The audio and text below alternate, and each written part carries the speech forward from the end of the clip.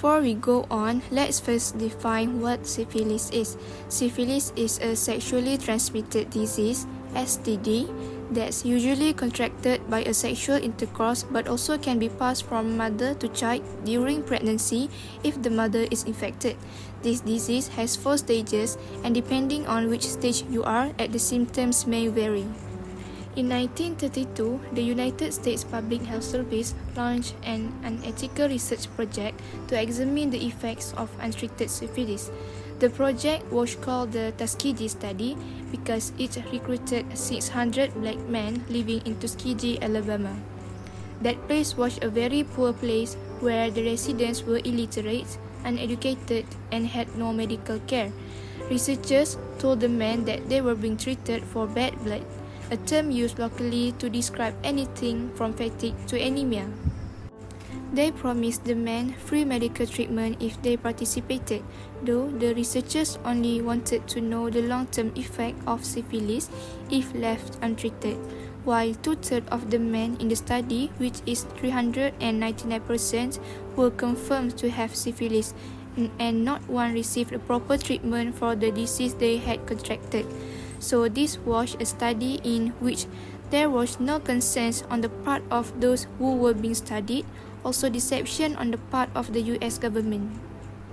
When penicillin became the recommended treatment for syphilis in 1940s, Tuskegee researchers scandalously withheld the drug from the men in the study so that they could continue to chart the course of the disease when untreated. Many patients experienced damage to their vital organs and nervous system, and for some, the lack of treatment led to death. The great shame of the study is that the men thought they were being treated. Treatment was withheld from them even after it was very clear what kind of medical treatment would cure them of syphilis. In 1972, an Associated Press article exposed the Tuskegee study after one of the participants brought the story to a civil rights attorney. Only then, after 40 years, was the study brought to an end. The case was settled out of court for $10 million. The history of medical experimentation on the black men created a sense of distrust of doctors, physicians, and also a distrust of medical care, as it also gives a bad impact on the way researchers can conduct research today. This is due to the Tuskegee method of research has become synonymous with exploitation and persecution by the medical community. The study demonstrates racial inequities in access to particular technologies, healthcare, and raised a lot of critical questions about the ethical issues in medical decision-making. For example, informed consent, racism, paternalism, unfair subject selection in research, truth-telling, and justice, among others.